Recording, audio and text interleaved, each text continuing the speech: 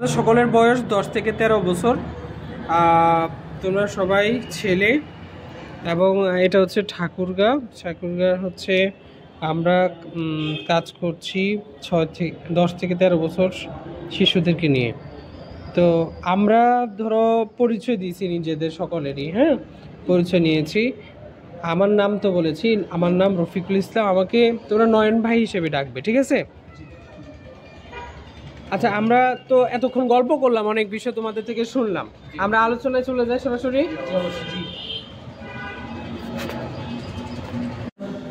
আমরা শুরুতেই তোমাদের কাছে জানতে চাবো যে অংশগ্রহণ বা স্বাধীনভাবে মতামত প্রদান বা সিদ্ধান্তে যোগদান করা বা অবদান রাখা বলতে তোমরা কি বোঝো?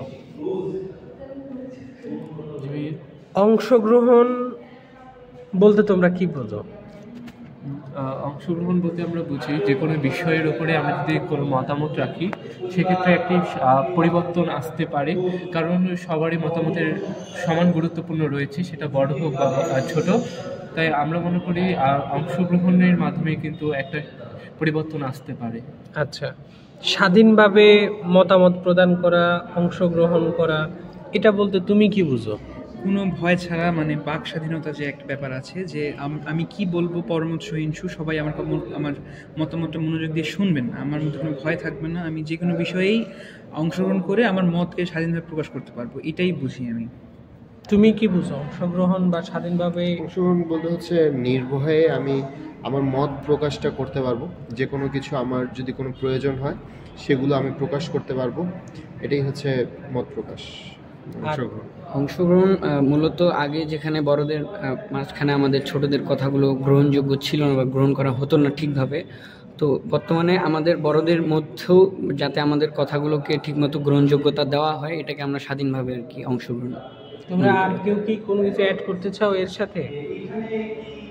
আচ্ছা, তোমরা কি কখনো পরিবারে বা সমাজে তোমাদের সংশ্লিষ্ট কোনো বিষয়ে কোনো সিদ্ধান্তে অংশ নিছো? জি ভাইয়া, অংশগ্রহণ করেছিলাম এবং সেটি হয়েছিল জেলা প্রশাসক মহোদয়ের এক সভাকক্ষে, যেখানে শিশুদের নিয়ে বসা হয়েছিল এবং শিশুদের যে সমস্যাগুলো ছিল সমাজে কিভাবে তা কাটিয়ে ওঠা যায় সেখানে আমি অংশগ্রহণ করেছিলাম। আচ্ছা, জি, আমার পরিবারের অনেক বিষয়েই আমাকে অংশগ্রহণ করতে হয় মতামত প্রকাশের জন্য। আমি পরিবারের অনেক ছোট বা বড় বিভিন্ন বিষয়ে আমি অংশগ্রহণ করি, এদিক দিয়ে আমি পরিবারের অনেক মতামত প্রদান করি। আচ্ছা, তুমি?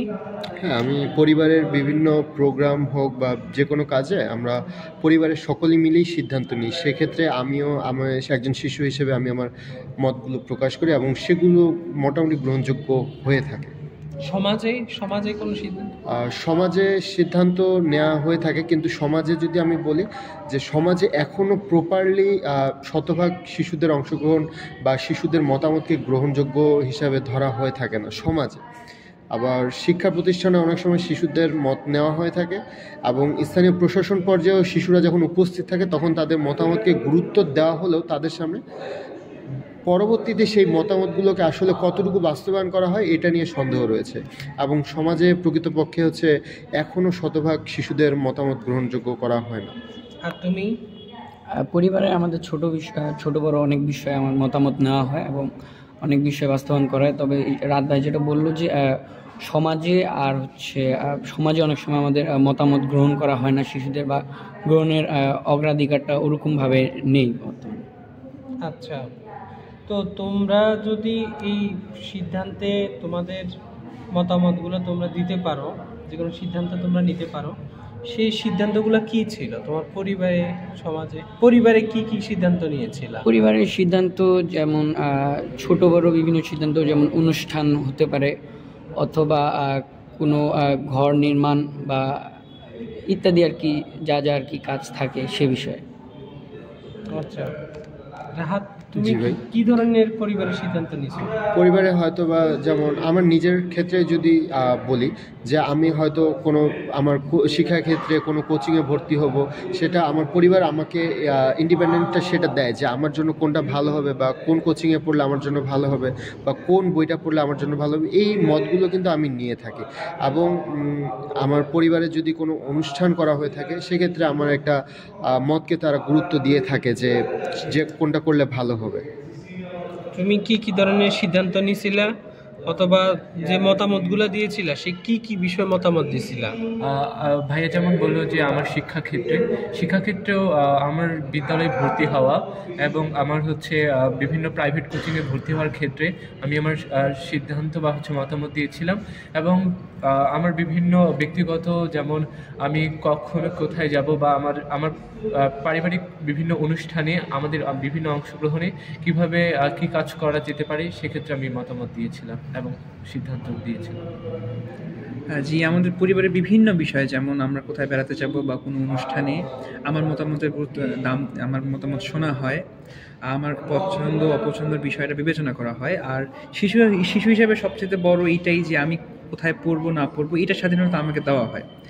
ভাইয়ারা যেভাবে বলেন আমাকেও সেইভাবেই স্বাধীনতা দেওয়া হয়। আমার বন্ধুবান্ধব নির্বাচনে আমার মা বাবা হস্তক্ষেপ করেন না।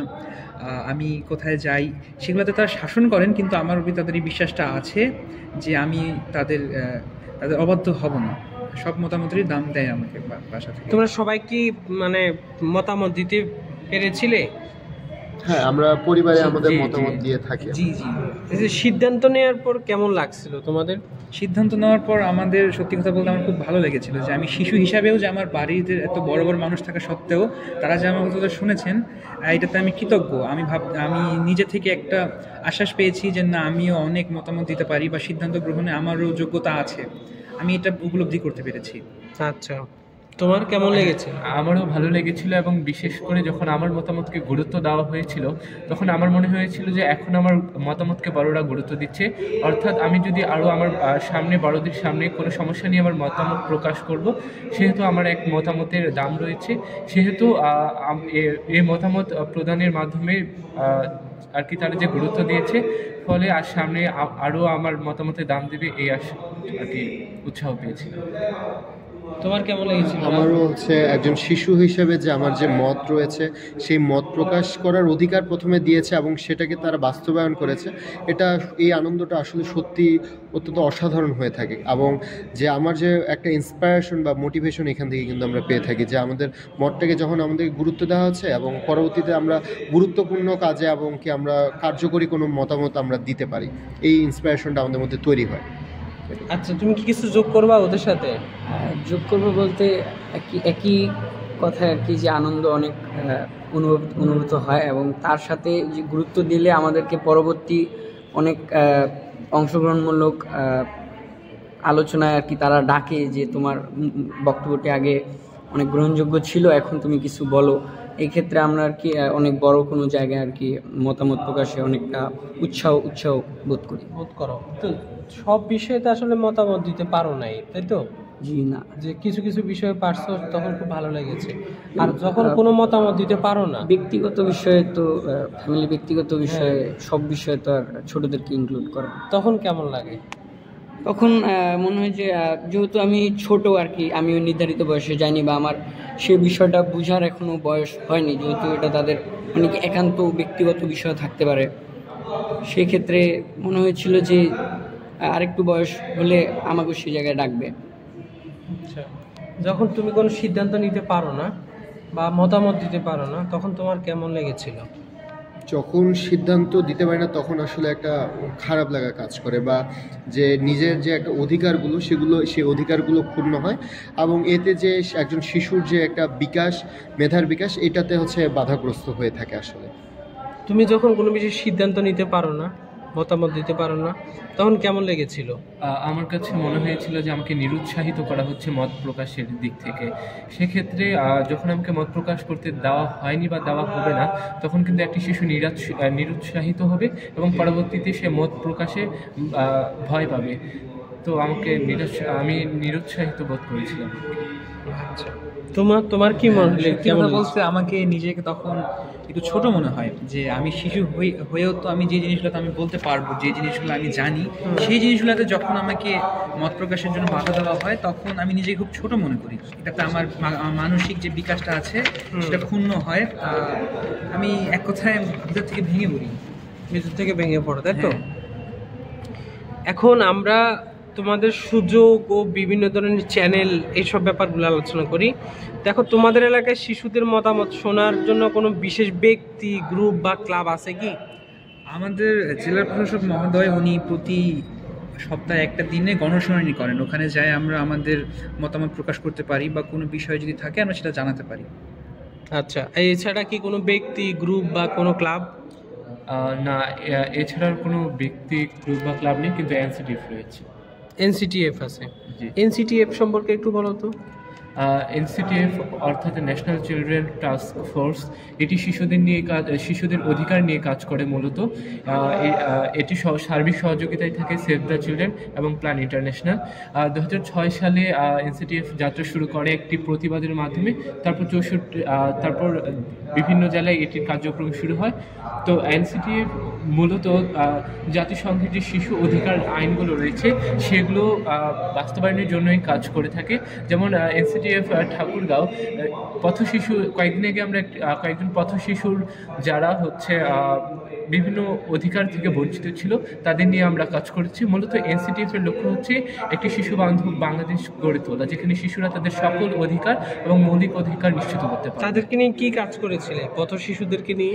হ্যাঁ, আমরা আমাদের ঠাকুরগাঁও পৌর শহরে একটি মাঠ রয়েছে, সেখানে দুজন ওরা ভাই ছিল, তো ওরা বাদাম বিক্রি করছিল এবং সাথে ওনার মা ছিলেন। উনি বলছিলেন যে ছেলেরা মানসিক স্বাস্থ্যর দিকে ভেঙে পড়েছিলেন, কারণ ওদেরকে বিদ্যালয়ে ভর্তি করলে ওরা থাকতো না, আবার চলে আসতো, এবং যদি তাদেরকে কাজে দিত তারা নেশাগ্রস্ত হয়ে পড়তো। তখন সেই ঘটনাটি আমরা লক্ষ্য করি এবং তখন আমরা তাদের কাছ থেকে সব তথ্য নিই এবং জেলা প্রশাসক মহোদয়ের কাছে একটি স্মারকলিপি প্রদান করি যে এদের কিভাবে আমরা কিভাবে মানসিক স্বাস্থ্য নিয়ে কাজ করতে পারি কিনা। তখন মহোদয় বলেছিলেন যে কাজ করা যেতে পারে। পরবর্তীতে এটির কাজ চলমান রয়েছে। আর এছাড়া তোমার জানা মতে? এছাড়া হচ্ছে আমরা এনসিডিএফ শিশুদের যে মত প্রকাশের যে অধিকারগুলো সেগুলো বাস্তবায়ন করে থাকি। দেখা গেল অনেক শিশু হচ্ছে সরাসরি তাদের মতগুলো দিতে পারে না বা তাদের সমস্যার কথাগুলো বলতে পারে না।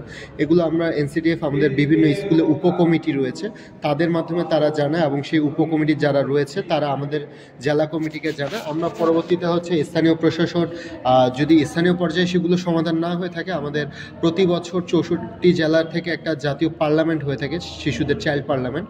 তো সেখানে হচ্ছে আমরা জাতীয় পর্যায়ে এগুলো আমরা সমাধান করে থাকি আসলে। আচ্ছা, এমনিতে কোনো বিশেষ ব্যক্তি আছে কি? বিশেষ ব্যক্তি বলতে যদি বলি হচ্ছে কিছু ব্যক্তি আছে যারা মানে তারা সমাজসেবার কার্যক্রম হবে হিসাবেই হচ্ছে শিশুদের কাজগুলো আসলে করে থাকে। যেমন বিশেষ নাম বলতে পারবে?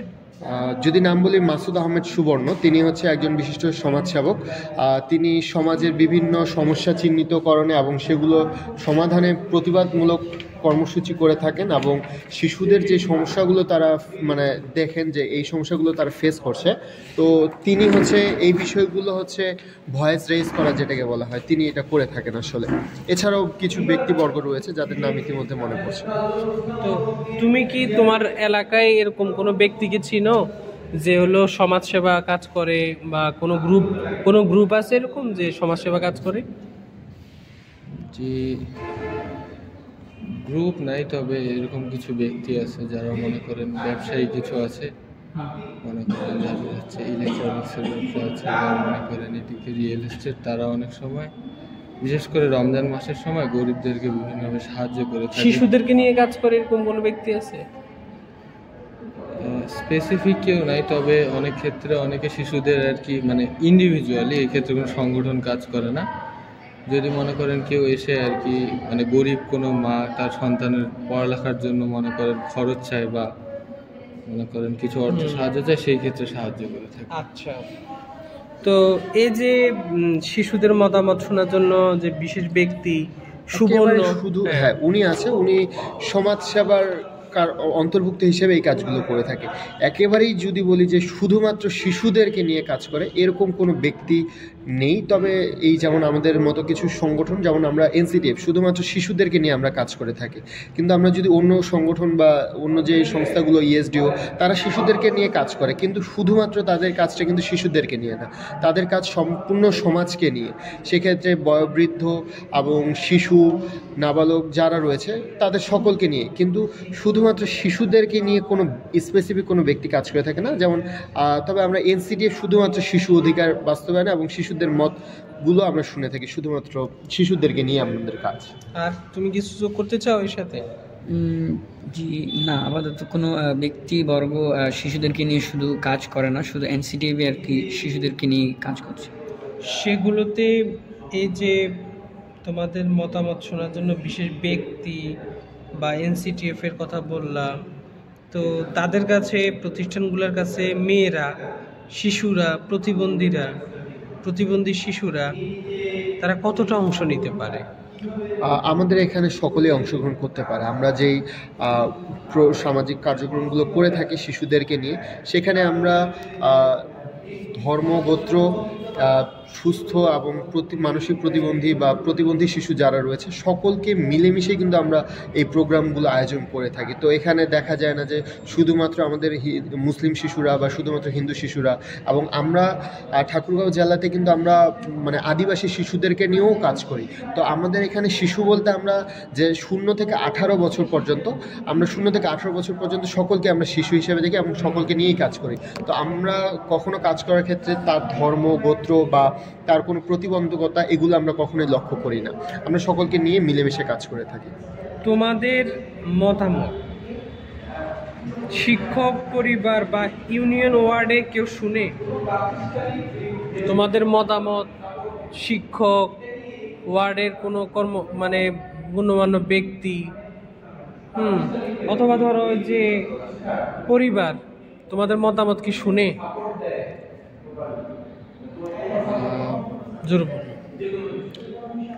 পরিবার অনেকটাই সাপোর্ট দেয়, বিশেষ করে আমাদের এলাকার কথা যদি বলি, সেখানে মনে করেন আমাদের পরিবার, তারপরে যারা আর কি সিনিয়র সিটিজেন আছে আমাদের এলাকার মধ্যে, তাদেরকে যদি কোনো কিছু বলা হয় আমাদের জন্য, বা আমরা কোনো কিছু নিয়ে মতামত দিলাম, তারা সেই ক্ষেত্রে প্রাধান্য দেয়। যেমন মনে করেন আমরা এলাকায় একটা টুর্নামেন্ট আয়োজন করতে যাচ্ছি, যারা শিশুরা আছে, মনে করেন ক্রিকেট বা ফুটবল, সেই ক্ষেত্রে আমরা যদি এলাকায় বলি যে আমাদের এটার একটা পরিবেশের ব্যবস্থা করে দেওয়া হোক, তারা সেই ক্ষেত্রে আমাদের মতামতকে অগ্রাধিকার দিয়ে অনেক সময় তারা নিজেরাই খরচ করে আমাদের এইভাবে আর কি। পরিবারে কে শুনে তোমাদের মতামত? পরিবারে কে শুনে?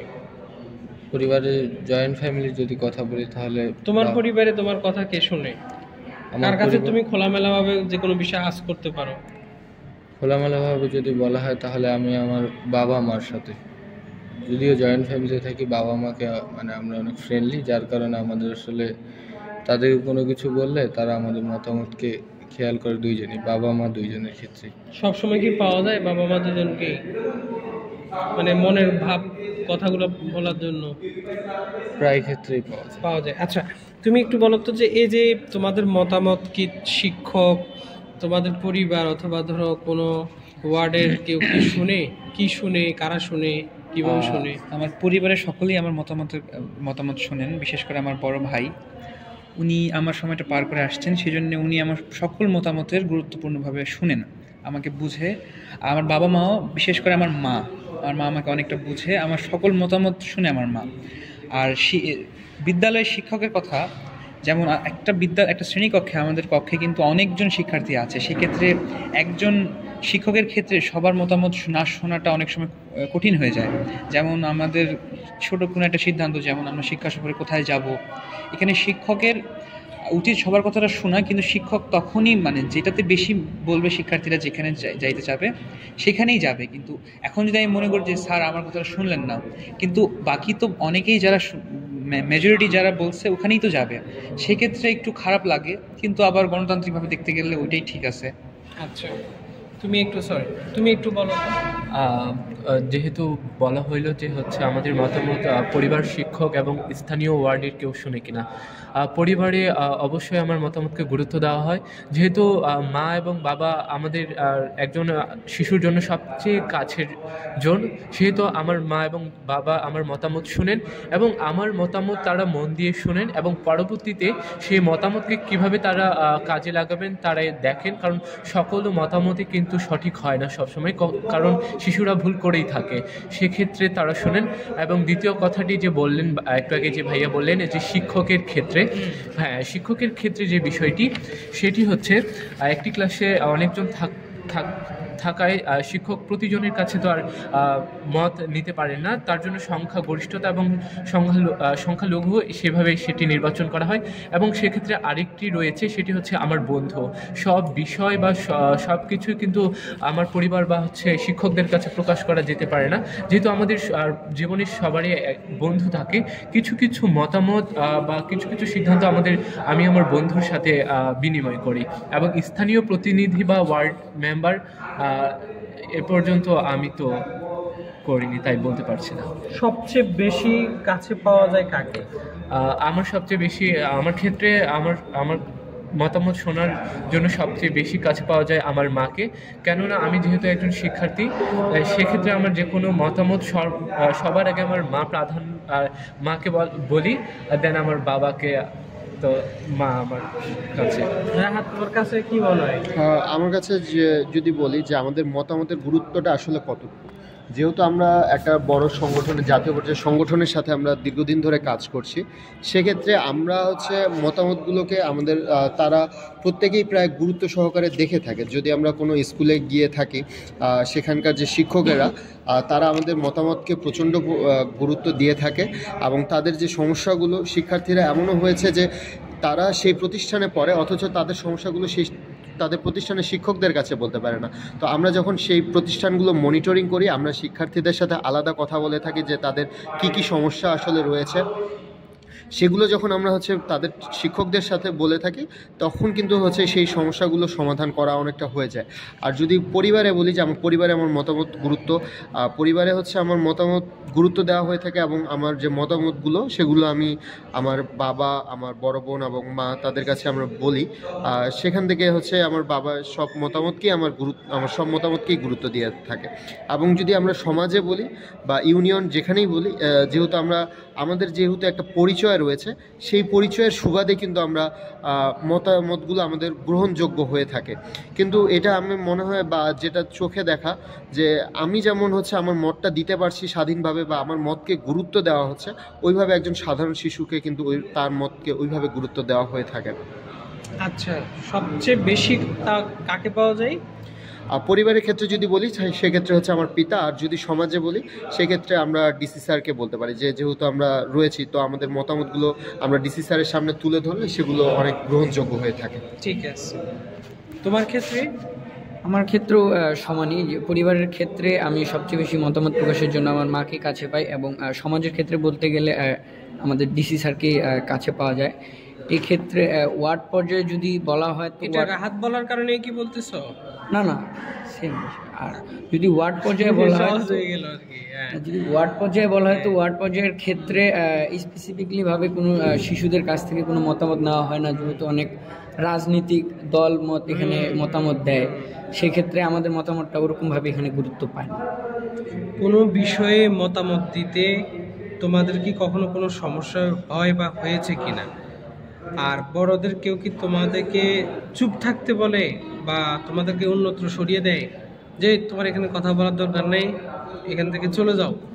হ্যাঁ, এটা অনেক সময় আমরা বেশ কিছু একবারে এক শিক্ষা প্রতিষ্ঠানে গিয়েছিলাম, তো সেখানকার কিছু সমস্যা কথা যখন আমরা সেখানে বলেছিলাম সেই বিদ্যালয়ের প্রধান শিক্ষককে, তো তিনি বলেছিলেন এইগুলো সম্পূর্ণ পলিটিক্যালি প্রভাবের কারণেই কিন্তু এই বিষয়গুলোতে তারা হস্তক্ষেপ করতে পারে না, এবং সেই বিষয়গুলো থেকে আমাদেরকে ওই পলিটিক্যালি প্রভাব দেখায় আসলে সেগুলো থেকে সরে যাওয়া বা চাপা দেওয়া, এই বিষয়গুলো হয়ে থাকে আসলে। তো এক্ষেত্রে শিক্ষাক্ষেত্রে বা শিশুদের ক্ষেত্রে থেকে যদি এই রাজনৈতিক প্রভাবটা দূর করা যায়, সেক্ষেত্রে শিশুদের অংশগ্রহণটা এবং শিশুদের যে মত দেওয়া, সেটা আরও অনেক সুন্দর হবে। আর যে সামনে যেহেতু নির্বাচন আসছে, তো শিশুদেরকে যদি এই নির্বাচনী প্রচারণা যদি শিশুদেরকে দূরে রাখা যায়, সেক্ষেত্রে অনেক সুন্দর একটা পরিবেশ সৃষ্টি হবে আমি মনে করি। আচ্ছা, এই খুবই গুরুত্বপূর্ণ পয়েন্ট বলছো। এছাড়া তোমরা আর কেউ কি এই বিষয়ে অ্যাড করতে চাও কিছু?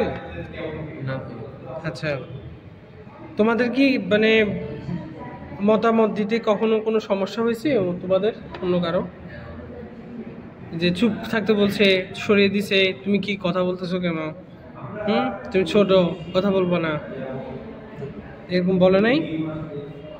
তুমি যে রাহাত, তুমি যে বলছো তোমার মতামত দিতে পারো নাই, ওই জায়গায় মতামত বলতে হচ্ছে আমরা মতামত দিয়েছি ঠিকই, বাট তিনি মানে যখন আমরা তো সমাধানের কারণে মতামত দিয়েছি, Right. উনি বলেছিল যে আসলে এটা হচ্ছে পুরোটাই পলিটিক্যালি হচ্ছে একটা চাপের কারণে হচ্ছে এই বিষয়গুলো এইভাবে উনি করতে চায়, বাট উনি ওইভাবে আসলে করতে পারে না।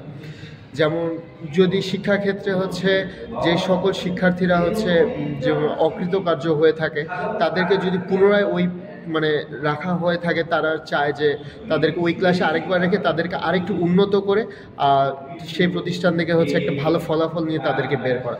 কিন্তু ওই যে পলিটিক্যালি একটা চাপ, যে আমার বাবা হচ্ছে অনেক বড় একজন নেতা, আমি ফেল করছি তো কী হয়েছে, আমি কেন এই ক্লাসে আবার থাকবো, তো এক্ষেত্রে হয় কি মানে তাদের ওই যে মেধাটা, তারা সেই মেধাটুকু অর্জন করছে না, এবং তারা পরবর্তী ক্লাসে গিয়ে যে সেটা গ্রহণ করার মতো যে দক্ষতা, সেটাও তাদের অর্জন হচ্ছে না।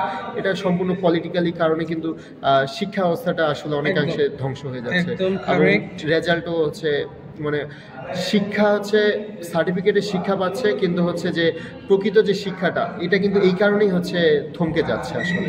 এই যে যখন মতামত দেওয়ার পরে যে একটা অ্যারাইজ হলো, একটা বিষয় অ্যারাইজ হলো, হ্যাঁ, সেটা ধরো সমাধান, সেখানে কোনো না কোনোভাবে একটা গোজামিল হয়েছে, জি, ঠিক আছে, তখন কি তোমার খারাপ লাগছে? খারাপ বলতে খারাপ লাগা আসলে যে আসলে আমরা শিশু হয়ে শিশুদের এই ক্ষেত্রে রাজনৈতিক প্রভাবটা আসলে একটা খারাপ লাগার বিষয়, কারণ আমরা শিশুরা তো আমরা অবশ্যই শিশুদের ভালো চাই। তো এই বিষয়টা হচ্ছে যদি হচ্ছে এই সমাধানগুলো আমরা পেতাম, তাহলে অবশ্যই ভালো লাগতো। আর যেহেতু সমাধান পাইনি, সেক্ষেত্রে খারাপ লাগাটা স্বাভাবিক। তোমরা কি তোমাদের মতো মত প্রকাশের জন্য কোনো একটা ক্লাব বা কোনো একটা সংগঠন চাও কিনা? তোমরা কি মনে করো কিনা যে তোমাদের মতামত দেওয়ার জন্য তোমাদের সংগঠিত থাকা উচিত? হ্যাঁ, অবশ্যই। কিভাবে একটু তোমরা যদি একটু বিস্তারিত বলতে আমাকে। এটা হচ্ছে সরকারিভাবে যদিও একটা ক্লাব রয়েছে, কিন্তু আমরা যে সকল শিশু মানে ডিসি অফিস থেকে একটা টিম রয়েছে, কি কিন্তু টিম? শিশুদেরকে নিয়ে তারা একটা সম্ভবত তাদের কমিটি রয়েছে, কিন্তু আমরা সেই কমিটি সম্পর্কে এইভাবেই জানা, আপনারা আজকে যেভাবে জেনেছেন যে একটা কমিটি রয়েছে, কিন্তু আমরা ওইভাবে বাস্তবে তাদের সেই কমিটির সাথে কখনো স্পেসিফিক যে তাদেরকে নিয়ে যখন মিটিংগুলো হয়ে থাকে, এই বিষয়গুলোতে আমরা আসলে অংশগ্রহণ করতে পারি না। যেহেতু তাদের শিশুদেরকে নিয়ে কমিটি, তো যখন শিশুদেরকে নিয়ে কোনো বড় কোনো আলোচনা হয়ে থাকে, তখন কিন্তু তারা মিলেই হচ্ছে সিদ্ধান্তগুলো নিয়ে থাকে। সেক্ষেত্রে আমরা সরাসরি অংশগ্রহণ করতে পারি না, এবং যখন বলা হয়ে থাকে যে শিশুদের অংশগ্রহণ নিশ্চিত করছে যে আমরা যে মতগুলো দিচ্ছি, তো সেগুলো থেকে সম্পূর্ণ কিন্তু হচ্ছে মতামতগুলো সেগুলো বাস্তবায়ন হয়ে থাকে না। তাদের যে কমিটি, সেখানে তারা পলিটিক্যালি হচ্ছে অবজার্ভ করে যে এখানে পলিটিক্যালি কোনো তাদের প্রবলেম হবে কিনা, এই সম্পূর্ণ নানা বিষয়ে তারা বিশ্লেষণ করে তাদের মতামতটাই আসলে বেশি গ্রহণযোগ্যতা পায় আসলে। আচ্ছা, তোমরা বলছিলে হচ্ছে তোমরা এই যে এনসিটিএফ এর সদস্য, মানে মানে বা এনসিটিএফ এর সদস্য বলতে তোমরা এই এনসিটিএফ এর সাথে আসো, মাঝে মধ্যে থাকো, বা তোমরা অনেকেই মানে অন্যান্য ক্লাবের সাথে আসো, হ্যাঁ, জেলা পরিষদের বিভিন্ন কমিটিতে তোমরা আসো, তো এছাড়াও কেউ তো নাই, অনেকে নাই ধরো, কিন্তু আমাদের যে বিষয়টা জানার সেটা হচ্ছে যে তোমাদের এই যে ক্লাবগুলা, এই যে কমিটিগুলা, হ্যাঁ, এর খরচের জন্য টাকা কে দেয়? কোনো ধরনের প্রাতিষ্ঠানিক সহায়তা করে কি? প্রাতিষ্ঠানিক সহায়তা বলতে আমরা এনসিডিএফ যে হচ্ছে আমাদের সেভ দ্য চিলড্রেন থেকে যে কাজগুলো আমাদেরকে দেওয়া হয়, সেগুলোর বাজেট হচ্ছে আমরা সেভ দ্য চিলড্রেন থেকে পেয়ে থাকি, এবং প্ল্যান ইন্টারন্যাশনাল আমাদেরকে সহায়তা করে থাকে। তবে আমরা যেমন বেশ কিছু সহযোগী কাজ, সেভ দ্য চিলড্রেন সবসময় তো আমাদেরকে আর্থিক সাহায্য করে থাকে না, তাদের যে কাজগুলো থাকে সেগুলোতে আমরা করে থাকি। কিন্তু অনেকগুলো কাজ আমরা স্ব ইচ্ছায় করে থাকি, যেমন রমজান মাসে ইফতার বিতরণ, তারপর শিশুদের শিশুদেরকে নিয়ে, গরিব দুস্থ যারা হচ্ছে মেহেদি দিতে পারে না তাদেরকে নিয়ে মেহেদি উৎসব করে থাকি। এগুলো আমরা সম্পূর্ণ স্বেচ্ছায় করে থাকি এবং ঈদের আগে খুব ওইভাবে করতে পারি না, বাট আমরা নিজেদের যে কমিটি মেম্বাররা নিজেদের টিফিনের টাকা জমিয়ে তাদেরকে হয়তো সেমাই, চিনি এগুলো কিনে দিয়ে তাদের মধ্যে যে আনন্দের ভাগাভাগি সেটা করার চেষ্টা করে থাকি এবং এগুলো আমরা সহযোগীভাবেই করে থাকি। মতামত প্রকাশ করতে এর সাথে তোমরা কি কেউ অ্যাড করতে চাও অন্য কোনো বিষয়? ভাইয়া যেমন বললো যে সহউদ্যোগে অনেক কাজ করে থাকি আমরা। এনসিটিএফে যারা আছি তো সার্বিক সহযোগিতায় তো সেভ দ্য চিলড্রেন থাকে, তো সহউদ্যোগে আমরা আরও কাজ করে থাকি, যেমন শীত বস্ত্র। যেমন বর্তমানে শীত পড়ছে, দেখা যায় অনেক পথ শিশু কিন্তু তাদের শীত বস্ত্র থাকে না। সেক্ষেত্রে দেখা যায় আমাদের যেহেতু আমরাও শিশু, আমাদের অব্যবহৃত বা ছোট যে কাপড়গুলো হয়ে গেছে সেগুলো আমরা একসাথে একত্রিত করে তখন আমরা সহযোগে সেই শিশুদের মাঝে তা বিতরণ করে থাকি। এবং আমরা পিঠা উৎসবও করে থাকি, যেখানে পথ শিশুরা কিন্তু সকল গ্রামীণ পিঠার ভোগ করতে পারে না। সেক্ষেত্রে কিন্তু সেটা আমরা নিজ উদ্যোগে আমরা একটি আনন্দ মুখর পরিবেশের মাধ্যমে আমরা এটি করে থাকি, সেটি সহযোগে। এবং সেভ দ্য চিলড্রেনের যেগুলো প্রোগ্রাম বা যাদের যে কাজগুলো হয়ে থাকে সেটাতে সেভ দ্য চিলড্রেন সহায়তা করে। Very good. তো এর সাথে তোমাদের আর কেউ কি কোনো কিছু জানো বা অ্যাড করতে চাও? আমরা শুধুমাত্র শিশুদের জন্য না, কিন্তু আমরা প্রতি বছর নিজেদের অর্থায়নে বৃক্ষরোপণ করে থাকি। আমরা বিভিন্ন স্কুলে যাই, শিক্ষার্থীদের মাঝে ছোট ছোট চারা গাছ বা গাছ দিয়ে থাকি, তারা তাদের বিদ্যালয় বা বাড়িতে সেই গাছগুলো রোপণ করতে পারে। তো মতামত প্রকাশ করতে তোমাদের নিজেদের উপরে আত্মবিশ্বাস কেমন? মানে তোমরা নিজের উপর বিশ্বাস আছে কিনা, কি আবার কি করলে তোমাদের আত্মবিশ্বাসটা আরো বাড়ানো, জাগানো সম্ভব? যদি পরিবারের বিষয়ে বলি, যেই বিষয়টাতে আমি জানি, যেমন ছোটো কোনো বিষয়ে, যেমন আমাদের শহরে কোন কোচিংটা ভালো, যেখানে আমি পড়ছি, যে বিষয় সম্পর্কে আমি জানি, সেই বিষয়ে কিছু বলতে গেলে আমার আত্মবিশ্বাস থাকে। আমি যদি কোনো বিষয়ে ভুল জেনেও থাকি, সেই ভুলটা যদি আমার ভালো করে ধরিয়ে দেওয়া হয় যে রিফাত তুমি এটা জানো না বা এটা হয় না, সেক্ষেত্রে ভালোভাবে আমার ভুলটা যদি আমাকে দেখায় দেওয়া হয়, সেক্ষেত্রে আমি আরও বেশি আত্মবিশ্বাসী হব। কিন্তু আমাকে যদি ভুলটা আমাকে ধরিয়ে না দিয়ে আমাকে নিরুৎসাহিত করা হয়, তুমি ছোট, তুমি বলিও না এভাবে, সেক্ষেত্রে তো আমি নিরুৎসাহিত হচ্ছি, সেক্ষেত্রে একটা খারাপ লাগা কাজ করে। আচ্ছা, তো মতামত প্রকাশ করতে তোমার আত্মবিশ্বাস আছে কিনা, আরো কি কাজ করলে তোমার আত্মবিশ্বাস আরো বাড়ানো, জাগানো সম্ভব? মতামত প্রকাশের ক্ষেত্রে আমার আত্মবিশ্বাস আছে। আর যদি বলি কি কাজ করলে আমার আত্মবিশ্বাস বাড়ানো সম্ভব, সেটা বলবো আমার আশেপাশের পরিবেশের উপরে। মনে করেন আমি আমার পরিবারে যদি মতামত প্রকাশ করতে চাই, তাহলে যদি আমার পরিবারের ব্যক্তিবর্গ আমাকে উৎসাহ দেয় যে তুমি বলো, অসুবিধা নেই, আমরা শুনতেছি, তাহলে সেই ক্ষেত্রে আমার আত্মবিশ্বাস অনেক গুণে বেড়ে যায়। আবার সমাজের ক্ষেত্রেও আমাদের সেখানে আমাদের যেমন আমরা এনসিটিএফ থেকে মত বিনিময় সভা করে থাকি, সেই ক্ষেত্রে ডিসি স্যার, এসপি স্যার সহ তারা যারা থাকেন, তারা আমাদেরকে বলে থাকেন যে তোমরা আজকে আমাদেরকে তোমাদের সমস্যার কথা বলো, আমরা সেগুলো সমাধান করব। সেই ক্ষেত্রে আমরা সেই উৎসাহ পাওয়ার ক্ষেত্রে আমাদের আত্মবিশ্বাস আরও বেড়ে যায়, যার কারণে আমরা আমাদের মতামত আরও ভালোভাবে প্রকাশ করতে পারি। আচ্ছা, এমন কোন তোমার ক্ষেত্রে? জি, আত্মবিশ্বাস বৃদ্ধির ক্ষেত্রে প্রথমত পরিবারের বিকল্প অপরিসীম।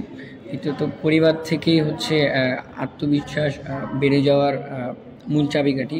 এবং দ্বিতীয়ত সমাজ যদি তার সে মতামতে ভুলটা ধরিয়ে দিয়ে তাকে ঠিক করে দেয়, বকাবকি এবং না করে, সেক্ষেত্রে সে দ্বিতীয়ত সমাজ থেকেও সে আত্মবিশ্বাস বৃদ্ধির ক্ষেত্রে অনেকটাই দক্ষতা বা এগিয়ে যায়। আর তৃতীয়ত হচ্ছে স্কুল কলেজগুলো থেকে যেভাবে স্যাররা তাদেরকে শেখানো হয় বা স্যারদের সাথে তাদের সম্পর্ক বৃদ্ধির ক্ষেত্রে, মানে মতামতের ক্ষেত্রে স্যাররাও তো ভুল ত্রুটি অনেক ধরিয়ে দেয়, সেক্ষেত্রে আত্মবিশ্বাস অনেকটা বেড়ে যায়। আর কেউ কিছু অ্যাড করবা? করা যায়। যেমন আমি যদি আমার কথা বলি, সেক্ষেত্রে আমার পরিবারে যেহেতু আমার মতামত গ্রহণ করা হয়ে থাকে এবং সমাজেও আমার মতামত গ্রহণ করা হয়ে থাকে, সেক্ষেত্রে আমি আমার ক্ষেত্রে আমি আত্মবিশ্বাসী। কিন্তু আমি যদি সামগ্রিক বা সকল শিশুদের কথা বলি, সেক্ষেত্রে হচ্ছে সকলেই কিন্তু আত্মবিশ্বাসী নয়। এটার কারণটা হচ্ছে পরিবার। কারণ পরিবারকে হচ্ছে আমরা যদি এটা শিশুদেরকে আত্মবিশ্বাসী করতে চাই, তাহলে আমরা পরিবারকে সর্বপ্রথম যদি আমরা সচেতন করতে পারি যে শিশুদের আসলে মত দেওয়ার অধিকার আছে, সে পরিবারকেই আমাদেরকে প্রথমে সচেতন করতে হবে শিশুর মত প্রকাশের অধিকার সম্পর্কে, এবং পরিবারকে বোঝাতে হবে যে তাদের প্রত্যেকটি মতামত কিন্তু গুরুত্বপূর্ণ এবং মূল্যবান। এবং সেই সাথে যারা সমাজের যারা দায়িত্ববাহক বা যারা মেম্বার চেয়ারম্যান যারা রয়েছে, তাদেরকেও যদি আমরা এই বিষয়গুলোতে অবগত করে থাকি, সেক্ষেত্রে কিন্তু হচ্ছে শিশুরা যখন এর ফলে কিন্তু শিশুরা তাদের মতামতগুলো দিতে পারবে, এবং যখন পরিবার এগুলো গ্রহণ করবে, তখন সে কিন্তু ধীরে ধীরে আত্মবিশ্বাসী হয়ে উঠবে। তো পরিবারের ক্ষেত্রে পরিবারকে নিয়ে এরকম কোনো কর্মশালা যদি করা হয়ে থাকে যে শিশুদের মতামতেরও অনেক গুরুত্ব রয়েছে, তো আমার মনে হয় যে পরিবার সেগুলো যদি বুঝতে পারে, তাহলে সেই পরিবারের শিশুদের আস্তে আস্তে এই যে আত্মবিশ্বাসী হয়ে উঠতে পারবে আর কি। এমন কোনো কাজ আছে কি যা তুমি করতে আনন্দ পাও? কোনো বিষয় শেখা, মানে কোন একটা বিষয় শেখা সহজ মনে হয়? ধরো আমরা কি করি, আনন্দ পেলে তো আমাদের কাছে ওই বিষয়টা শেখা সহজ হয়, তাই তো? তো এমন কোনো বিষয় আছে কিনা যেটা তুমি করতে আনন্দ পাও এবং তখন তোমার কাছে সে বিষয়টা শেখা তোমার জন্য সহজ মনে হয়? হ্যাঁ আছে। সত্যি কথা বলতে আমার কম্পিউটারের যে কোনো জিনিস সম্পর্কে জানতে ভালো লাগে, আমি জানতে চাই, ওটাতে আমি আনন্দও পাই। কেউ যদি আমাকে আসে কিছু শেখায়, সেটা আমি আনন্দের সাথে গ্রহণ করি। সেটা এই কম্পিউটারের যে কোনো বিষয় হতে পারে, এটা কোনো একটা দক্ষতা অর্জন হতে পারে, ভিতরে জিনিস কীভাবে কাজ করে না করে, এক কথা কম্পিউটারের যে কোনো কিছু প্রযুক্তিগত জিনিসগুলা। আচ্ছা, খুবই ভালো পয়েন্ট বলছো। এর বাইরে তোমার এমন কোনো কাজ আছে কি যেটা করতে আনন্দ পাও? যে রিফাতের মতোই আমারও সেম কম্পিউটারের কাজগুলো শিখতে আমারও সেম। আমিও ছোটবেলায় ছিলাম, আমার টাইপিং স্পিড বিজয়তে 50 ওয়ার্ড পার মিনিটে। মানে আমি খুব কিবোর্ড ছাড়া তো ক্লাস 10-এ শিখছি। কম্পিউটারের কাজগুলো শিখতে আসলে আনন্দ লাগে। তো এটার কারণ হলো কি, তুমি আনন্দ পাও? আমি আনন্দ পাই। আচ্ছা, কম্পিউটারের প্রতি ঝোঁক বা আনন্দ হচ্ছে ছোট থেকেই আমাকে, এটা আমি একটা খেলনা হিসেবেই কম্পিউটারকে পাইছিলাম। আমার বড় মামা ছিলেন, উনি সিএসসি স্টুডেন্ট ছিলেন, তো আমি যখন খুব ছোট, তো খেলনা হিসেবে আমি মামার কম্পিউটারটা পাইছিলাম। মামা ছোট থেকে অনেক কিছু শেখাইছিল আমাকে, তো ছোট থেকেই এটার প্রতি একটা ঝোঁক ছিল। আমি গতকালকে ক্লাস 5-এর একজন স্টুডেন্ট পেয়েছি আর কি। ও হলো এক্সেল পারে, খুব মাস্টার এক্সেলে, ক্লাস 5-এ পড়ে, এবং সে পাওয়ার পয়েন্ট পারে, এবং পাওয়ার পয়েন্টে সে মাস্টার। এবং আমার দেখাইছে, এবং দেখলাম সে কিওয়ার্ড দিয়ে সব কিছু নিয়ন্ত্রণ করতে পারে। মানে সে ক্লাস 5-এ পড়ে, কিন্তু অবশ্যই তার ঝোঁক আছে এই বিষয়ে। 11 বছর। তো সুতরাং আসলে এটা হতে পারে তোমাদের এই বয়স, তোমাদেরও তো বয়স খুব কম, ঠিক আছে, আগ্রহ থাকা ভালো, শিখতে ভালো লাগে। তো এর বাইরে, কম্পিউটারের বাইরে বিতর্ক বলতে পারি। প্রথমত হচ্ছে আগে যখন ছোট ছিলাম তখন বিটিভিতে দেখতাম যে বড় ভাইরা বিতর্ক করছে, তো সেখান থেকে আমার বিতর্ক শেখা। এবং বিতর্ক যে জিনিসটি, সেটি শুধু বিতর্কেই থেকে থাকে না, কারণ বিতর্কে থাকে উপস্থাপনা, থাকে শুদ্ধ উচ্চারণ, থাকে নিজেকে তুলে ধরার মাধ্যম। কারণ যখন আমি একটি বিতর্কের বিষয়ে আমি পর্যবেক্ষণ করব, তখন কিন্তু সেটি শুধু বিতর্কেই থাকে না, সেটি আমার তখন আমাকে বিভিন্ন সোর্সেস, তথ্যসূত্র ঘাটতে হয়। সেক্ষেত্রে আমার আলাদা একটি জ্ঞান তৈরি হয়, ফলে সেটি আমার পরবর্তীতে অনেক কাজে আসে। শুধু তাই নয়, যখন আমরা অনেকে আছে আমার ক্লাসের যারা সবার সামনে কথা বলতে ভয় পায়, কিন্তু যারা বিতর্ক করে তারা কিন্তু সবখানি কিন্তু খাপ খাইয়ে নিতে পারে নিজেকে সবার সামনে। সেক্ষেত্রে আমার বিতর্ক করতে ভাল লাগে আর কি। আচ্ছা, এর বাইরে তোমাদের? জি, আমার প্রথমত ভাল লাগে হচ্ছে কোনো মানুষকে যখন আমি সাহায্য করতে পারি, সে কারণে যে মানুষটা সে বিষয়ে সে কাজটা করতে পারতেছে না, বা আমি সে কাজে দক্ষ, তাকে সে বিষয়ে সাহায্য করতে পারে, সে যে আমাকে যে দোয়াটা দিবে মন থেকে, আর তার হাসিটা, মানে তাকে সাহায্য করতে পারে, প্রথমত এটা আমার প্রথমত আনন্দ, যে এটাতে আমি সবচেয়ে বেশি আনন্দ পাই। এবং দ্বিতীয়ত ফুটবল খেলা আছে, ফুটবল খেলার সময় আমি অনেক আনন্দ বোধ করি বা আনন্দ পাই। এই দুটো। আর কোন বিষয়টা শেখা তোমার কাছে সহজ মনে হয়? কোন বিষয়টা শেখা? শেখা বলতে গেলে কোনো বিষয় শেখার ক্ষেত্রে প্রথমত মনোযোগ রাখাটা অনেক গুরুত্বপূর্ণ। সে বিষয়টা শেখার ক্ষেত্রে যদি আমার মনোযোগটা আমি ধরে রাখতে পারি, তো সেই বিষয়টা যদি অনেক কঠিনও হয়, আমার মনোযোগ থাকলে ওই বিষয়টা আমি পারবো। এরকম কোন একটা বিষয় বলতে পারবে? কোনো বিষয় যেমন ম্যাথ, অঙ্ক? হ্যাঁ, অঙ্ক হতে পারে বা ইংলিশ হতে পারে। ইংলিশ যেমন আমরা কয়েকজন মিলে গল্প করতেছি, তো সেখানে যদি আমরা একটু ইংলিশে কথা বলি বা ইংলিশে করি, সেক্ষেত্রে আমরা ইংলিশের অনেক নতুন নতুন শব্দ জানতে পারবো বা শিখতে পারবো। সেক্ষেত্রে আমাদের ইংলিশ শেখাটা অনেক সহজে হয়ে যাবে, ইংলিশে কথোপকথনটা শেখাটা। আচ্ছা, আমি এখন একটা বিষয় পড়ে যাব, মানে বলে যাব, তোমরা এরপরে তোমাদের সাথে তোমাদের অভিজ্ঞতা থেকে বলবা, ঠিক আছে? যে তোমাদের মতামত শিক্ষক, অভিভাবক বা স্থানীয় নেতারা কিভাবে নেয়? কেউ কি কখনো তোমাদের মতামত শুনে কিছু পরিবর্তন করেছে কিনা? তোমাদের মতে শিশুদের অংশগ্রহণ নিশ্চিতকরণে বড়দের কি ধরনের আচরণ করা উচিত? তোমার থেকে শুরু করো।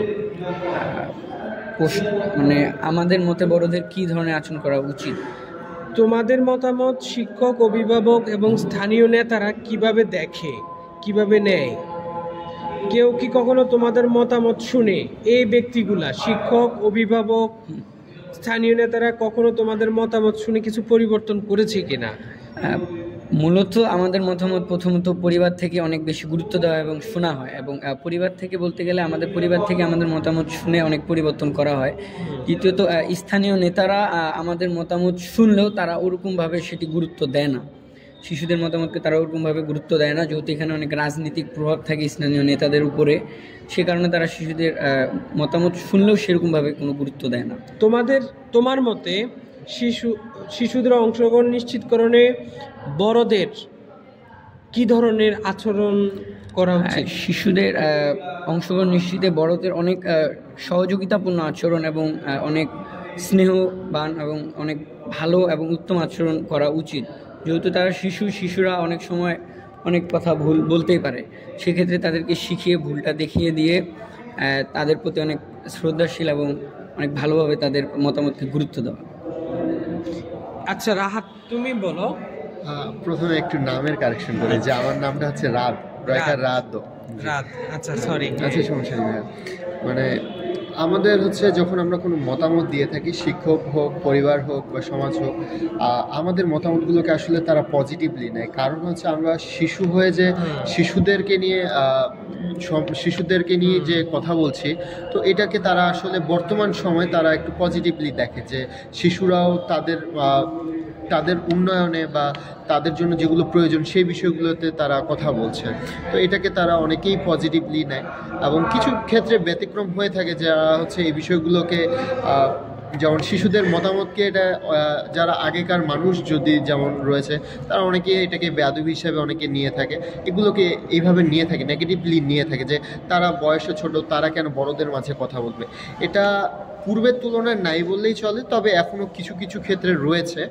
আর আমাদের মতামতে হচ্ছে যদি বলি, তাহলে অনেক সময় চেঞ্জ হয়ে থাকে। যেমন পরিবারে তো আমাদের মতামত যখন গ্রহণ পায় এবং সেগুলো হচ্ছে কার্যকরী ভূমিকা রাখে।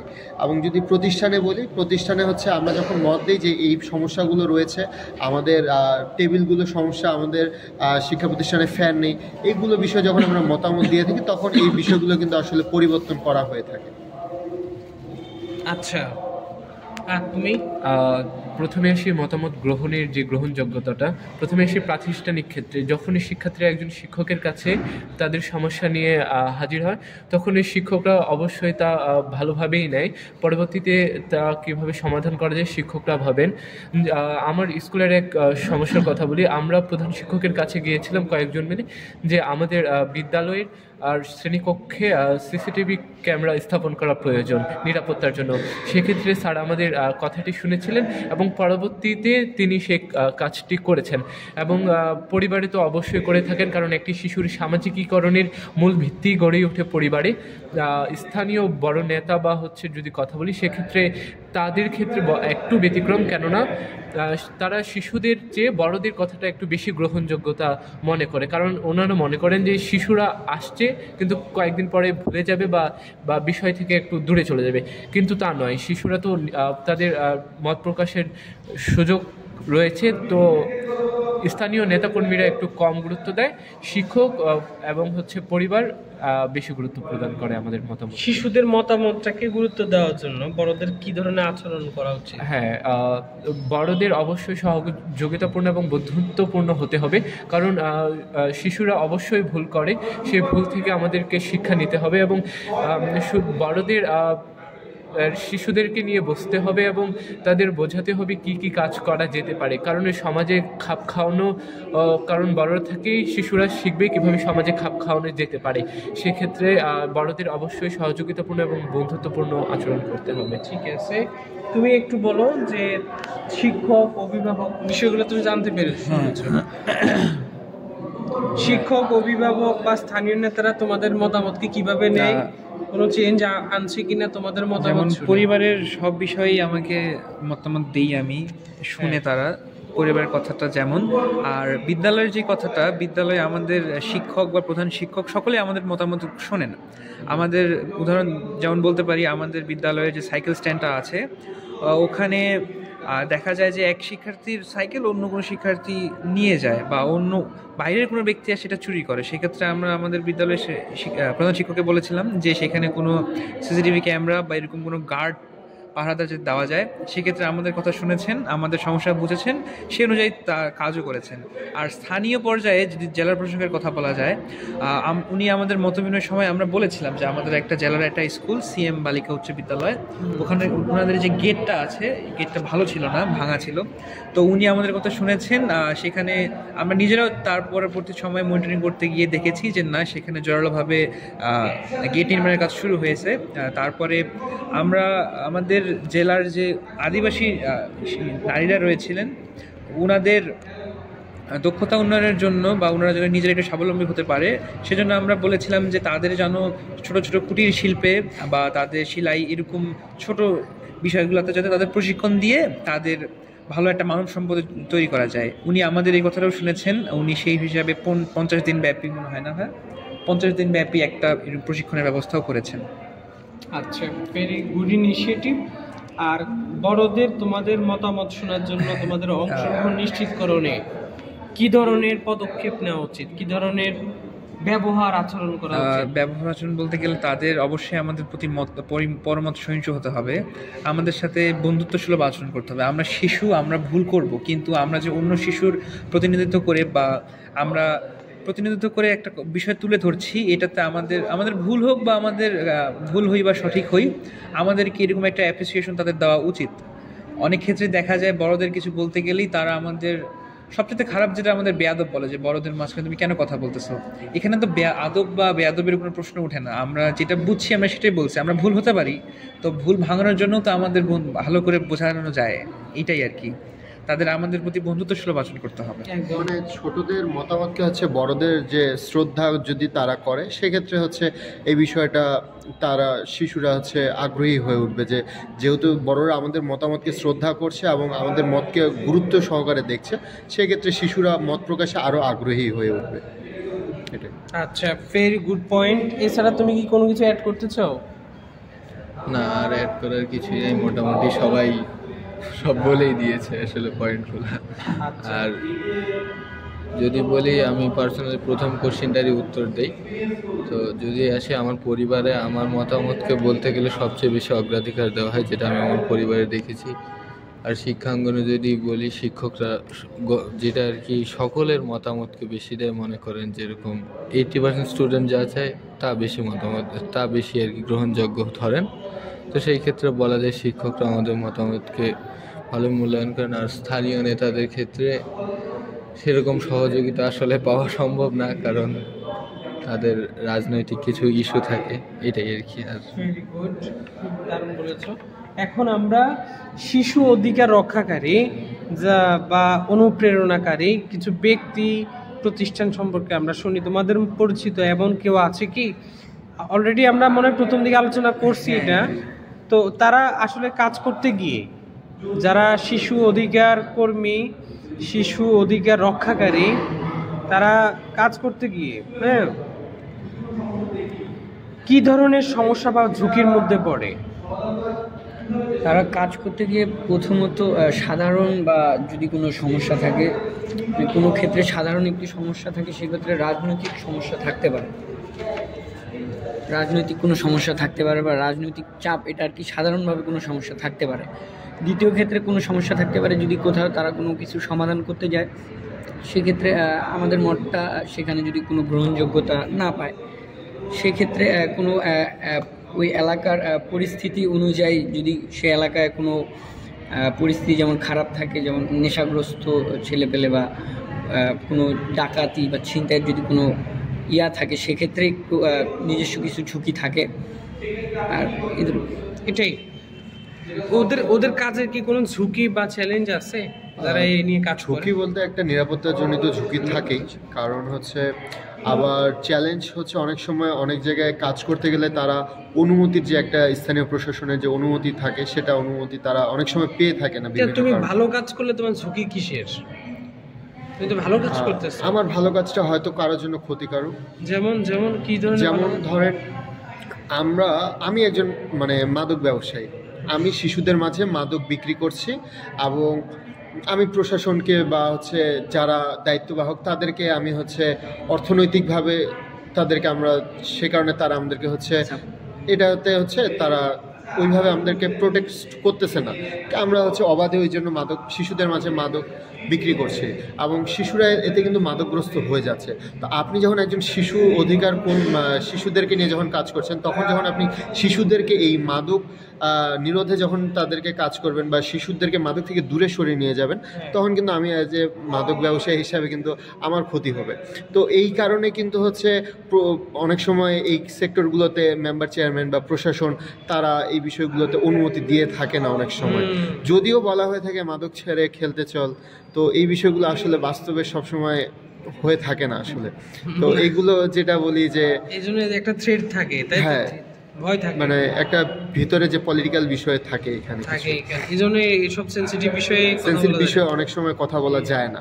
আচ্ছা, ঝুঁকিপূর্ণ হয়ে থাকে। আচ্ছা, এটার বাইরে যারা শিশু অধিকার নিয়ে কাজ করে, শিশুদের নিরাপত্তা নিয়ে কাজ করে, তাদের তো একটা ঝুঁকি আছে ধরো, কিন্তু তাদের এই কাজগুলো তোমাদের পরিবারে কি ধরনের প্রভাব ফেলছে? পরিবার অনেক সময় চিন্তিত থাকে যে আমি একজন নিজে শিশু হয়ে আমি অন্যদের শিশুদের নিরাপত্তা বা তাদের সুরক্ষা করতে গিয়ে বা তাদের ভালো করতে গিয়ে আমি নিজে শিশু হয়ে কোনো বড় ধরনের কোনো বিপদে পড়বো কিনা, এই কারণে তারা পরিবার কিন্তু অনেক সময় চিন্তিত থাকে সব সময়। তো এই বিষয়গুলো অনেক সময় এই কারণে দেখা যায়, যেমন আমরা শিশুরা কিন্তু প্রত্যন্ত গ্রাম অঞ্চলগুলোতে ওইভাবে যেতে পারি না, কারণ পরিবারের একটা বাধা থাকে। কারণ সেগুলোতে গেলে হয়তো আমরা নিজেরা শিশু হয়ে যেহেতু শিশুদেরকে কাজ করছি, সেক্ষেত্রে আমাদের একটা বিপদ হতে পারে। রাত, তুমি প্রথমেই মেবি একজন ভাইয়ার কথা বলছিলে, কি নাম যেন? সাদাত রহমান, তাই না? তো সাদাত রহমান ভাইয়ের যে কাজ, সেই কাজগুলো তোমাকে তো ইন্সপায়ার্ড করছে। হ্যাঁ, অবশ্যই অনেক ইন্সপায়ার্ড করে। তো তোমাদেরকে পরিবার ও সমাজে বিভিন্ন কার্যক্রমে অংশগ্রহণ বাড়াতে, সাদাত ভাইয়ার যে কাজগুলা করছে সে বা আরও একটা সংস্থা, বা ধরো তোমরা বলছো ন্যাশনাল চিলড্রেন্স টাস্ক ফোর্সের কথা বলছো, তো এদের কাজগুলো তোমাদেরকে তোমাদের পরিবার ও সমাজে বিভিন্ন কার্যক্রমে আরো বেশি অংশগ্রহণ বাড়াতে কোনো প্রভাব ফেলছে? প্রভাব বলতে ইতিবাচক প্রভাব। সেই ইতিবাচক প্রভাবটা কিভাবে ফেলছে? এতে করে শিশুরা সচেতন হচ্ছে এবং যে শিশুরা সাদাত ভাইয়ের কথাই যদি বলি, সাদাত ভাই শিশুদের যে অপহরণ হয় বা শিশুদের পাচার করা, এই বিষয়গুলো নিয়ে কিন্তু বর্তমানে সে কাজ করছে। তো এতে করে যে শিশুর অপহরণ বা শিশু পাচার, এই বিষয়গুলো কিন্তু কমে আসছে। তো এটা সমাজের জন্য অনেক ভালো কিছু একটা। তুমি কি মনে করো যে তোমার পরিবারে বা অন্য কারো পরিবারে কি কোনো প্রভাব আসছে এই ভালো ভালো কাজগুলো, মানুষগুলো যে কাজগুলো করছে এত ঝুঁকি নিয়ে, তাদের কারণে কি কোনো চেঞ্জ আসছে? তাদের কারণে হ্যাঁ, চেঞ্জ তো অবশ্যই। তোমার অংশগ্রহণ বাড়াতে কি কোনো সহযোগিতা হয়েছে এটাতে? আমার অংশগ্রহণ বাড়াতে সহযোগিতা সেটা যাদের উপকৃত করা হবে এবং তারাই সেটা ঠিকমতো বলতে পারবে। আর দ্বিতীয়ত হচ্ছে অংশগ্রহণ করার ক্ষেত্রে আমাদের যে ফ্যামিলি থাকে তারা অনেক সময় চিন্তিত থাকে, এবং দ্বিতীয় ক্ষেত্রে যাদের উপকৃত হবে তারা অবশ্যই এই বিষয়ে আমাদের ধন্যবাদ জানায়। আচ্ছা, তোমার ক্ষেত্রে তোমার ক্ষেত্রে মানে এই যে ব্যক্তিগুলো বা এই সংগঠনগুলো কাজ করতে গিয়ে ব্যক্তির কথাই বলি, সে কি ধরনের চ্যালেঞ্জ বা ঝুঁকির মধ্যে পড়ছে?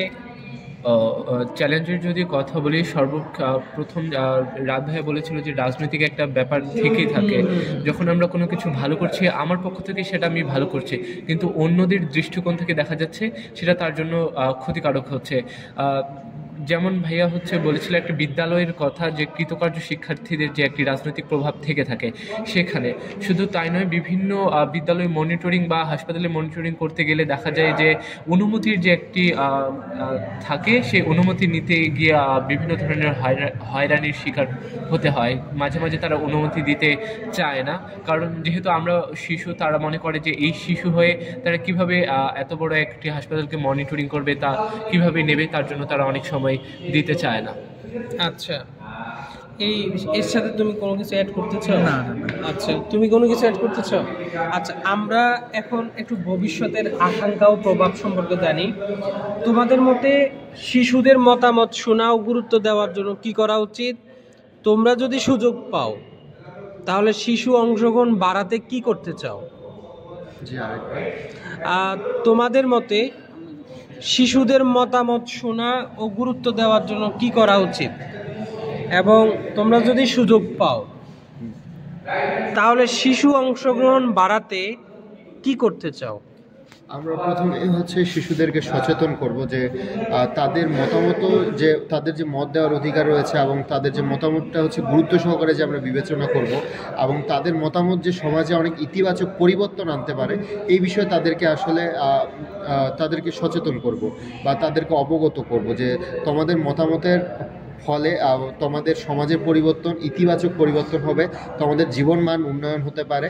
তো এই বিষয়গুলো যখন আমরা সচেতন করতে পারবো তাদেরকে, বা তাদেরকে অবগত করতে পারবো, তখন সেটা আসলেই তাদের মত প্রকাশের আগ্রহটা তাদের বাড়বে।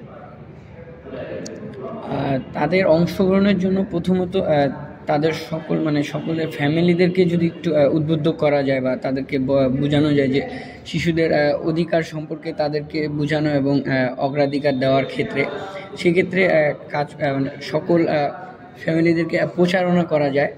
আর দ্বিতীয় ক্ষেত্রে আমি যদি কখনো সরকারিভাবে সুযোগ পাই, সেক্ষেত্রে প্রত্যেকটা ওয়ার্ডে এর জন্য একটি করে প্রতিনিধি রাখা, যে প্রত্যেক সপ্তাহে সকল শিশুদেরকে জড়ো করে তাদের মধ্যে কি মতামত দেওয়া রয়েছে বা কি মতামত দেওয়া যায়, সেক্ষেত্রে তাদেরকে অনুপ্রাণিত করা এবং তাদের মতামতগুলো সংরক্ষণ করা। আচ্ছা, ভেরি গুড পয়েন্ট। এর বাইরে কি তুমি আর কোনো কিছু যোগ করতে চাও? হ্যাঁ, আমাকে যদি সুযোগ দেওয়া হয়, প্রথমে আমি কাজ করব প্রত্যন্ত এলাকার যে শিশুরা রয়েছে, তারা কিন্তু সবসময় মত প্রকাশের সুযোগ পায় না। সেক্ষেত্রে আমরা উঠোন বৈঠক করতে পারি, কারণ লক্ষ্য করাই যায় যে গ্রামগুলোতে উঠোন বৈঠক খুবই গুরুত্বপূর্ণ ভূমিকা রাখে। সেক্ষেত্রে যখন আমরা উঠোন বৈঠক করব, সেখানে শিক্ষার্থীদের অর্থাৎ শিশুদের মতামত গ্রহণ কেন করব, এবং তা নিয়ে পরিবার এবং শিশু দুজনের সাথে আমরা উঠোন বৈঠক করব। তাছাড়া বিদ্যালয়গুলো যে রয়েছে, সেই বিদ্যালয়গুলোতে ক্যাম্পেইন অনুষ্ঠিত করা শিশুদের নিয়ে। সেখানে কিন্তু আমরা শিশু অধিকার বা বিভিন্ন শিশুদের যে জিনিসগুলো প্রয়োজন বেঁচে থাকার জন্য, সেগুলো নিয়ে ক্যাম্পেইন করা। সেই ক্যাম্পেইনে আমরা তুলে ধরতে পারি কেন, কী জন্য বা কিভাবে তারা এই কাজগুলো করবে, সেগুলো তুলে ধরা। আচ্ছা, তোমরা কি আর কেউ কিছু এর সাথে অ্যাড করতে চাও? আমি যদি কিছু পদক্ষেপ গ্রহণ করতে চাই, তাহলে আমি চাবো যে শিশুদের যে সমস্যা সেটা যেন আমাকে জানানো হয়। এখন বিদ্যালয়ে অনেক শিশু তাদের শিক্ষককে জানাতে পারে, কিন্তু যে শিশুটা কোনো বিদ্যালয়ে পড়ে না সে কীভাবে জানাবে? আমি এখন অনেক আদিবাসী শিশুরাও আছে, যেমন উদাহরণ বলা যায় যে আমাদের আদিবাসী এলাকায় একটা শিশু আমাদের বলেছিল যে আপনারা কিছু মনে না করলে আপনাদের কাছে একটা আবদার করব, যে আপনারা আমাদের একটা চাওয়া, তারা তাদের ধর্মীয় কোনো একটা ইয়ার জন্য তারা বাদ্যযন্ত্র চায়। এটা তারা কারো কাছে জানাইতে পারে না, তারা মনে করে যে এটা তারা আদিবাসী বা তাদের এই ছোট্ট একটা চাওয়াটাকে জেলা প্রশাসন বা আমরা কেউ গুরুত্বের সাথে দেখবো না। কিন্তু আমি চাই সেই জিনিসটা যেন জেলা প্রশাসনের কাছে যাওয়া যায়, যে কোনো একটা মাধ্যম সৃষ্টি করার। সেটা যে কোনো মাধ্যম হতে পারে, কোনো চিঠি, কোনো দরখাস্ত, হয়তো বা এরকম কোনো গণশুনানির মাধ্যমে, এরকম আমি এটা করতে চাই যদি আমি এই সুযোগ পাইতাম আর কি। আচ্ছা, ভেরি গুড পয়েন্ট বলছো। আমাকে এখন এ পর্যায়ে তুমি একটু বলো যে শিশুদের নিরাপদ ও সক্রিয়ভাবে মতামত দেওয়ার জন্য কি ধরনের পরিবেশ দরকার, পরিবারে, সমাজ, রাষ্ট্রে? প্রথমে পরিবার ও সমাজে আসি। পরিবার ও সমাজের ক্ষেত্রে আমাদের দেখা যায় প্রথাগতভাবে আমরা যেটা ভেবে থাকি যে আসলে যারা বৃদ্ধ আছে বা সিনিয়র পার্সন আছে, আমাদের যেটা আর কি কালচার, সিনিয়র জুনিয়র একটা কালচার, যে আমরা যারা সিনিয়র আছে তারা মনে করে যে ও ছোট, ও কেন বলবে, ও আমাদের অধীনে থাকবে। বিশেষ করে আমরা যেমন দেখি, বিশেষ করে এখন দেখা যায় স্কুল কলেজেও দেখা যায় র্যাগিং কালচারটার বিষয়টা দেখা যায়। আসলে এটা একটা সমস্যার কারণ। সেই ক্ষেত্রে দেখা যায় যারা ছোট, বিশেষ করে যারা শিশুরা, তারা দেখা যায় মতামত প্রকাশ করতে গেলে দেখা যায় তাদের সাথে এমন অসদাচরণ করা হয়, অনেক সময় তাদেরকে শারীরিক নির্যাতনও করা হয় সেই ক্ষেত্রে দেখা যায়। তো এটার বিরুদ্ধে পদক্ষেপ নেওয়া উচিত প্রথমত। আর আমাদের যেটা প্রথাগত দিক, আমরা ভাবি যে আমাদের বড়রাই আমরা সব নির্ধারণ করব, এটা প্রথমে বাতিল করা উচিত। এটা হচ্ছে পরিবার আর সামাজিক ক্ষেত্রে দেখা যায়।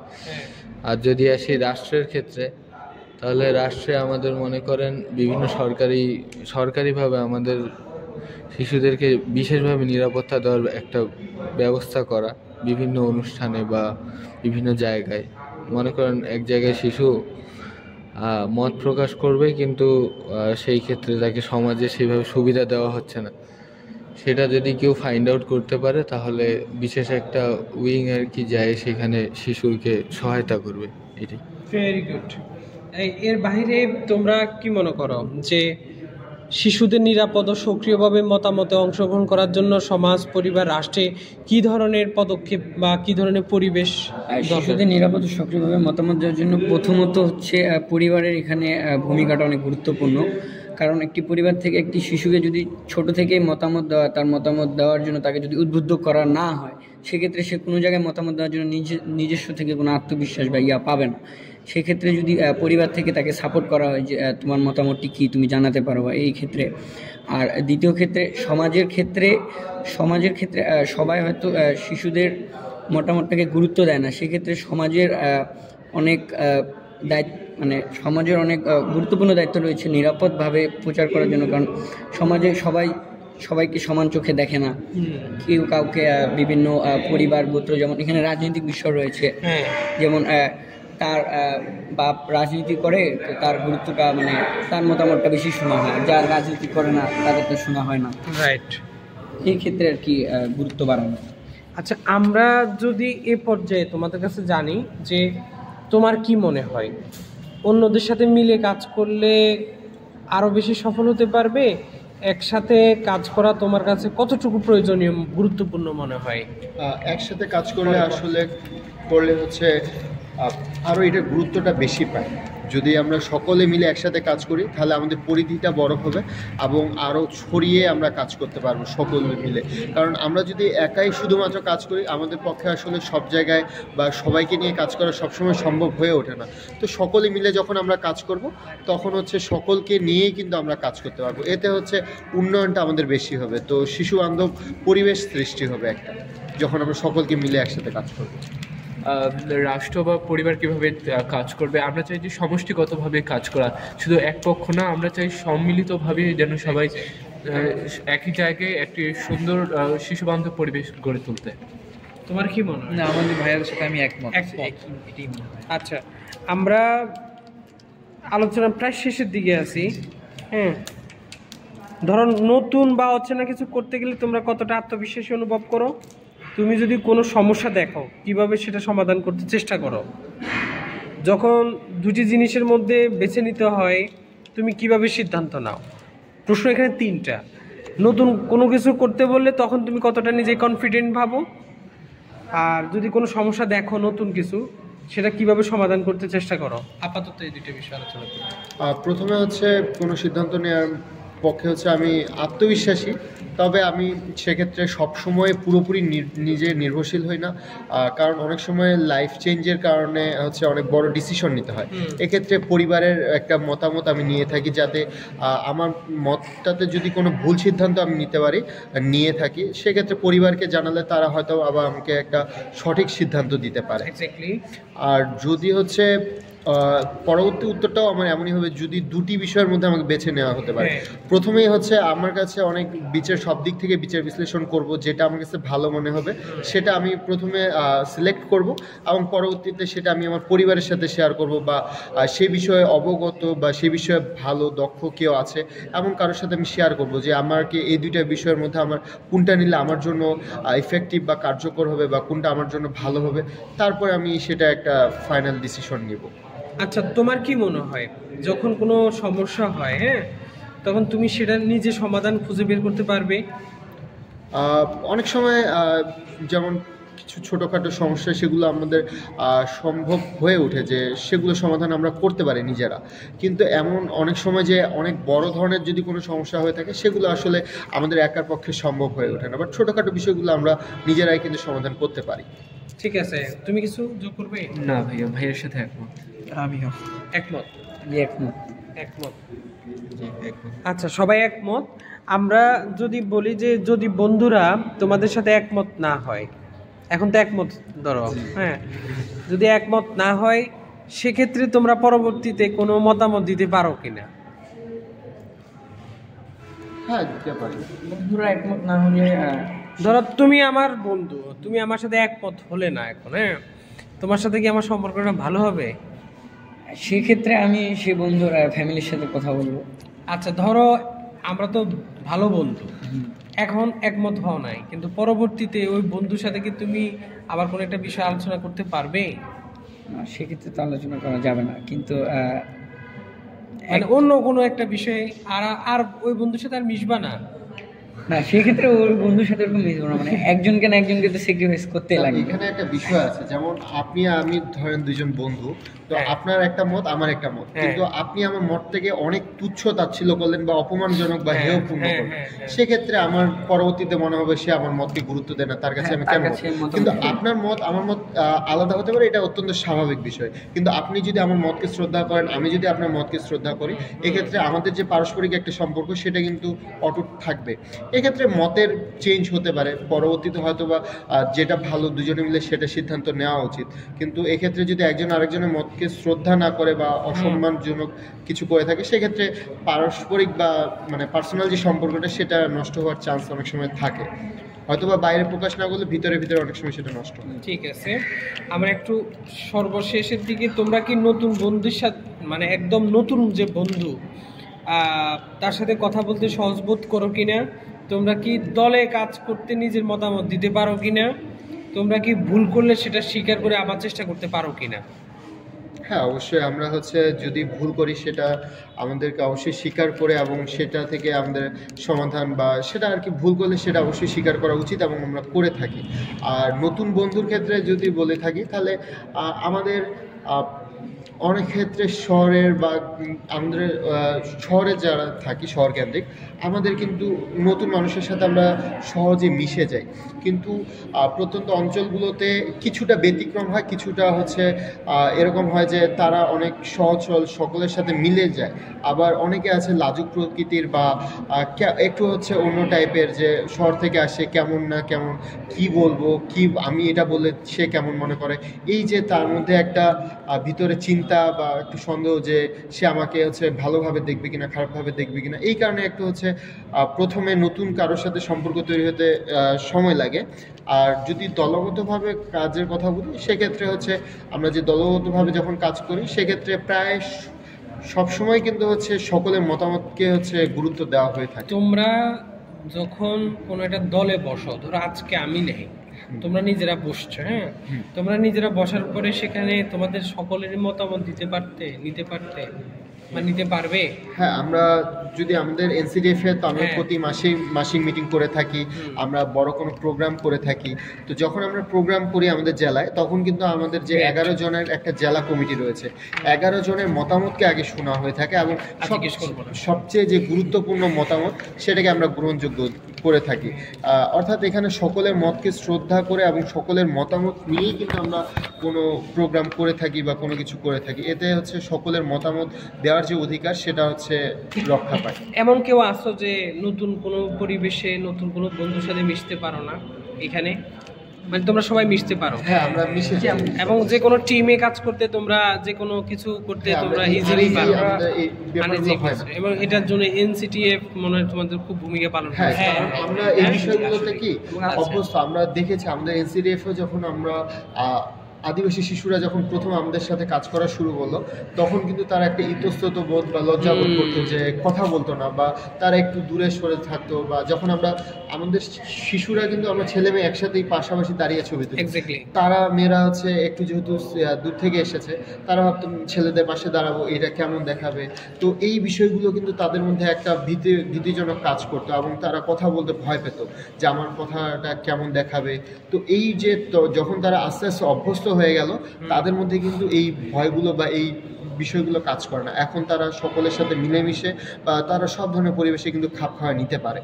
তো এটার জন্য হচ্ছে একটা, এই যেমন আমরা সংগঠনে কাজ করছি, তো শিশুরা যদি এই ধরনের বিভিন্ন সংগঠনে বা বিভিন্ন কালচার ক্লাবে যুক্ত হয়, সেক্ষেত্রে তাদের যে এই যে অপরের সাথে নতুন কারোর সাথে মিশার যে একটা প্রবণতা, এই বিষয়গুলো কিন্তু তাদের মধ্যে সৃষ্টি হয় এবং পারস্পরিক মিলবন্ধনটা তাদের মধ্যে সৃষ্টি হয়। Exactly, so definitely you are right. And আমরা আজকে আলোচনা থেকে আমরা শিশুদের মতামত প্রকাশ করার, স্বাধীনভাবে মতামত প্রকাশ করার বিষয়গুলো, একদম খুঁটিনাটি বিষয়গুলো তোমাদের থেকে জানছি। আমার এখান থেকে অনেক কিছু শেখার আছে। আরেকটি বিষয় হচ্ছে যে children's participation in decision making, এটা খুব গুরুত্বপূর্ণ। হ্যাঁ, আমি চিলড্রেন মানে 10 থেকে 16-18 বছর পর্যন্ত বোঝাচ্ছি। হ্যাঁ, তো যখন 14 বছর, 16 বছর, 13 বছর বয়স হয়, তখন তো আসলে আমরা নিজেরা অনেক কিছু বুঝি। তো সো ডেফিনেটলি সোসাইটিগুলো এখন আমাদের ওইভাবে এখনো আমাদেরকে গ্রহণ করছে না। তো এই যে গ্রহণ করতে না পারার যে মানে ল্যাকিংসটা, সেটা এক্স্যাক্টলি আমরা যদি ট্রেস না করতে পারি, আইডেন্টিফাই না করতে পারি, তাহলে এটা ভবিষ্যতে 100টা সংগঠন করলেও কোনো কাজে আসবে না। এই জন্য আমরা গবেষণাটা করে দেখতেছি, তোমাদের সহযোগিতা করার চেষ্টা করব আমরা ভবিষ্যতে, যে কোন বিষয়গুলোকে আমরা একটু ফোকাস করলে তোমাদের জন্য, তোমাদের এনসিটিএফ আরও সহজ হবে। সকলে মিলে তো আমরা কাজ করতে হবে, তাই না? তো তোমাদেরকে অনেক ধন্যবাদ। আপনাকেও ধন্যবাদ। তোমরা সকলে ভালো থাকো, ইনশাআল্লাহ।